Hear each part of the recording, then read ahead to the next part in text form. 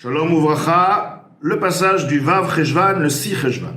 Ach be'emet, mais réellement, véritablement, lorsque tu vas faire attention de manière précise dans le langage, les termes du Raya Memna, d'Eleel, écrit précédemment, Vilana de Tovara, là-bas il dit là-bas, et l'arbre du bien et du mal, des Iwi Souvet el Khulud, dont lui, l'arbre du bien et du mal, lui est le concept qui est interdit et permis, etc. Velo amar Torah Isur ve'eter, mais il n'a pas dit l'étude de choses, l'étude qui nous enseigne les choses interdites, les lois interdites et les lois de ceux qui sont, des lois qui sont des choses qui sont permises. Ou ilchot Isur ve'eter, ou alors les halachot, les tranchements de lois de Isur ve'eter. Et là, Ratzalomar, il veut dire des gouf davar asur, que le corps même de la chose qui est interdite, vedavar mutar, est la chose même permise, c'est-à-dire le concept. Voilà, ce sang, le sang là, il est permis à consommer ou pas? Cette graisse, elle est permise ou pas? Cet élément concret en question, donc cet élément-là, lui effectivement, sa force provient, son existence, sa vitalité, provient de l'arbre de la connaissance du bien et du mal, Shuklipat Noga, dont ceci est l'écorce qui s'appelle Noga, l'impureté de Noga, Kmoshkatuv Etzraim. Donc, comme écrit dans Etzraim, donc l'étude, bien sûr, c'est Etzraim, c'est l'arbre de vie, l'étude, bien que l'étude parle des notions de choses permises et interdites, et pureté, impureté, mais reste tout de même Etzraim, et n'a rien à voir avec Klipat Noga. Ce qui est Klipat Noga, ce qui provient de l'arbre du bien et du mal, c'est le Raya, il parle de l'objet même en question. Tel objet, tel aliment, telle chose, cette vitalité effective, ce qui permet à cet élément, à cette situation d'exister, provient du bien et du mal.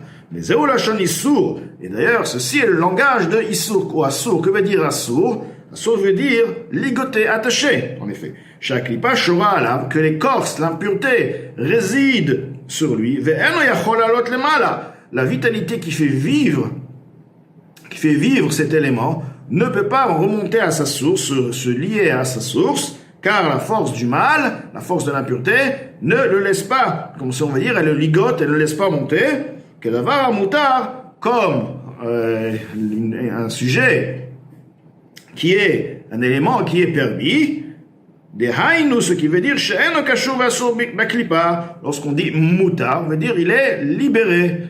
D'accord, Hatara, il est libéré, il n'est pas ligoté, ce qui veut dire qu'il n'est pas attaché, il n'est pas lié comme v'asur baklipa par la force du mal, par la force de l'impureté. V'yachol alot aledei adam ha'ochlo, il peut effectivement, cette vitalité pourra s'élever à travers l'homme qui va le consommer, Bekavana l'Hachem, avec l'intention pour Hachem, une personne qui va manger une nourriture, avec l'intention de servir Hachem, la vitalité de cette nourriture va s'élever à sa source, va remonter, rejoindre la Gdusha. Vegam bistam kol adam oved Hachem.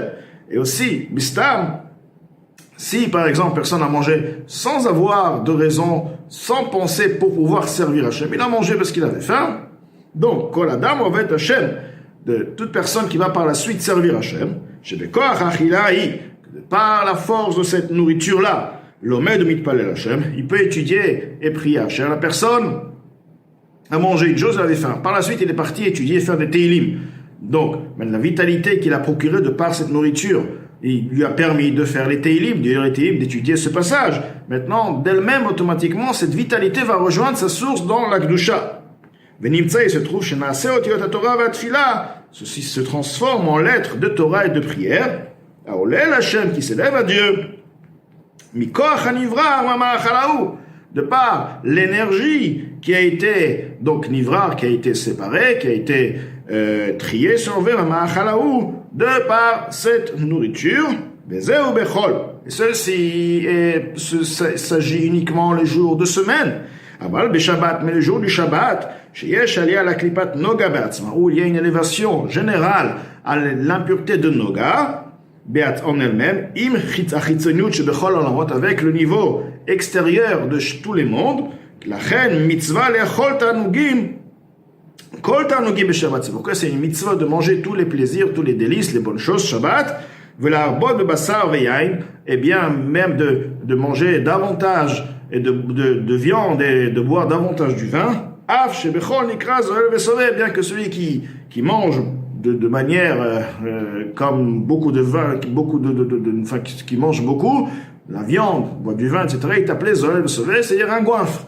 Donc, c'est sûr que lorsqu'on parle de Shabbat, pourquoi? Parce que Shabbat, étant donné que tout cela, donc tout ce que la personne va manger Shabbat, va tout de par lui-même s'élever, toute la vitalité qui se trouve dans cette nourriture va s'élever et rejoindre sa source, même si la personne ne va pas étudier, ne va pas prier suite à cette consommation. Non, lorsqu'il s'agit d'une chose interdite, totalement interdite. Là, on a parlé des choses qui sont permises à la nourriture, mais ils n'ont pas été, ou ils ont été mangés les Shem Shamaim pour servir Hachem, ou non pas pour servir Hachem. Maintenant, une chose qui est interdite. Cette chose, l'énergie de cette chose, la vitalité de cette chose ne pourra jamais s'élever à sa source, ni Shabbat, ni le jour de Chol, de semaine. Bien que par la suite la personne va, avec cette énergie, va étudier, va prier, il pourra tout de même pas élever l'énergie, la force, la vitalité de cet élément, de cette nourriture qui se trouve dans son corps. À l'exception s'il a dû manger cet aliment pour sauver sa vie, un cas de pikoach nefesh, chez tout razal, par exemple un aliment qui était impératif de le manger pour pouvoir se guérir, c'était une question de vie ou de mort. Donc, nos chachamim lui ont permis. À partir de là, chez tout razal, nos maîtres ont permis, de m'avoir béni, ont permis de consommer. Et là, c'est hetergamo. Maintenant, cet élément même est devenu permis dans son cas. Ah voilà, l'imoud, Torah. Maintenant, revenons à ce qui vient d'être écrit avant. L'imoud, l'étude de la Torah. Dans la Torah, ilchot et surveter, bien que ce sont des lois qui parlent de choses permises, des lois qui parlent de choses interdites, Touma et Tahara, des lois qui parlent de choses impures ou des choses pures. Shehem Mishnayot ou Braitot. Ces lois sont écrites dans ce qu'on appelle les Mishnayot, ce qu'on appelle aussi les Braitot, chez Begmara, rapporté dans le Talmud ou Poskim, dans les décisionnaires, Mevaharim, qui éclaircissent, ou Mevarerim, et qui trient, qui mettent de manière claire, d'Ivrehem leurs paroles, la halacha le maaseh, une halacha à la loi pour l'action, c'est-à-dire la loi concrète. Hen Gufet Torah Sheba'al Peh. Ce sont, tous ces lois sont les corps même de la Torah orale. Shehi Sfirat Malchut. Ceci est en effet la sphère, le niveau de l'attribut de la royauté de Malchut, de Hatzilut. Donc on parle d'un niveau très élevé. K'diita Bezor HaKadosh Bekomot En Mispar, comme il est rapporté dans beaucoup d'endroits, dans le Saint Zohar, ou Beresh Tikunin. Et au début des Tikunin, il est écrit Malchut Pe, Torah Sheba'al Pe Karinana. Malchut, la royauté, le niveau de Malchut, de Hatzilut, P est appelé P, la bouche. Pour Torah Sheba'al Pe Karinana, on l'appelle la Torah orale. Ou Hatzilut, et lorsqu'on parle de Hatzilut, Iyu Vegarmo Ichad Be'od, lui et les réceptacles, le Ensof, le niveau infini d'Hachem, la lumière infinie d'Hachem avec les réceptacles, avec les attributs, s'unissent de manière à former une chose. Il est une chose en eux. Dehainu, ce qui veut dire,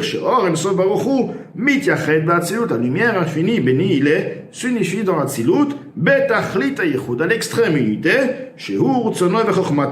dont lui, ça veut dire le Ensof, Urtsono, sa volonté, et la sagesse, la Kadosh Baruch Hu, Amelubashim et Diburo, qui sont investis dans sa parole. La parole, c'est Malchut, Shenikra Malchut, qui est appelé Malchut. Akol Echad, tout ceci est une chose. Donc, on parle bien de Hatzilut. La Torah, Sheba'al Peh, est au niveau de Hatzilut. Donc, bien sûr que ceci n'est pas du tout l'arbre de connaissance de bien et de mal, car c'est lui, Akadosh Baruch Hu, Ensof, l'infini, avec le Malchut de Hatzilut, avec les Sphirot, est une chose. Donc, c'est sûr que bien que nous parlons des choses permises et interdites, tout de même, ils sont au niveau de Malchut de Hatzilut. Donc, c'est l'arbre de vie et qui n'a rien à voir à faire avec l'arbre du bien et du mal.